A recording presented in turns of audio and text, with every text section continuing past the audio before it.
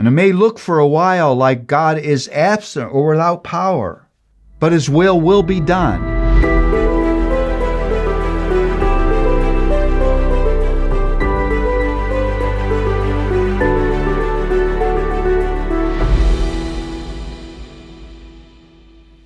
The title of our next study is The Plot Thickens.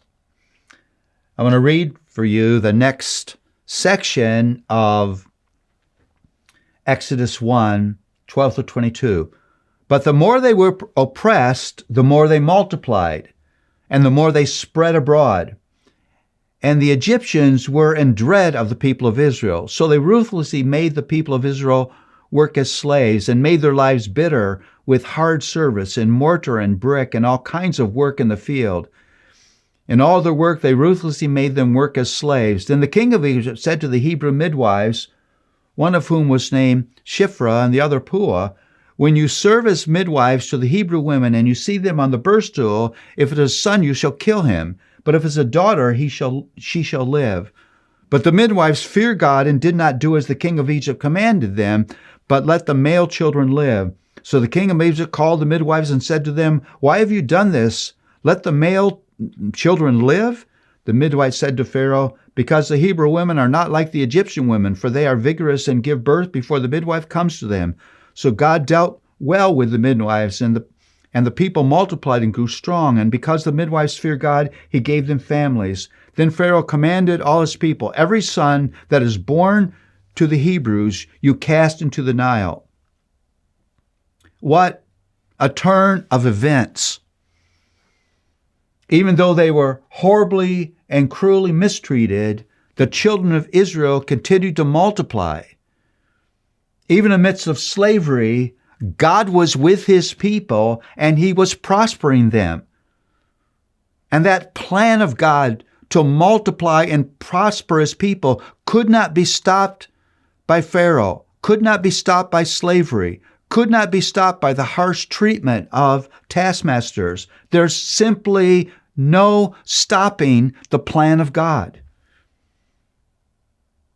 And it may look for a while like God is absent or without power, but His will be done, and His plan for His people will come to pass. So in fear of this multiplying group of people, Pharaoh commands the Hebrew midwives to kill all the Israelite male newborns. But there is something that dear old Pharaoh did not understand. He was not the supreme power in the eyes of these women. God was.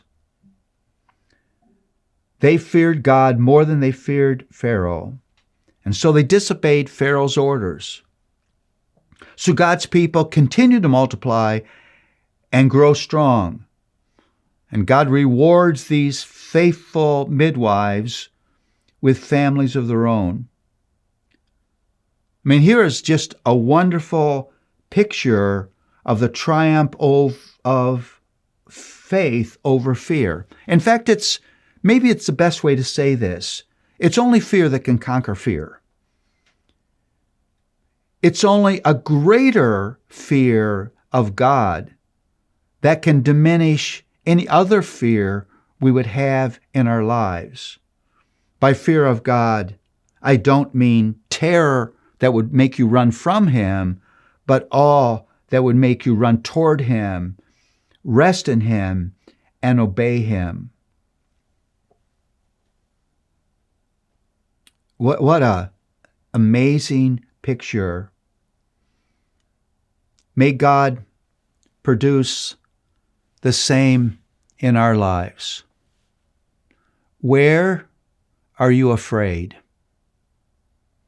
What creates anxiety and worry? Maybe the way to ask the question is, where do you need to remember God's awesome power, His awesome presence, His holiness, His wisdom, His faithfulness, His grace? Where does all of God need to overwhelm things that would otherwise paralyze you. May fear of God overwhelm any other fear that would grip and rule our hearts.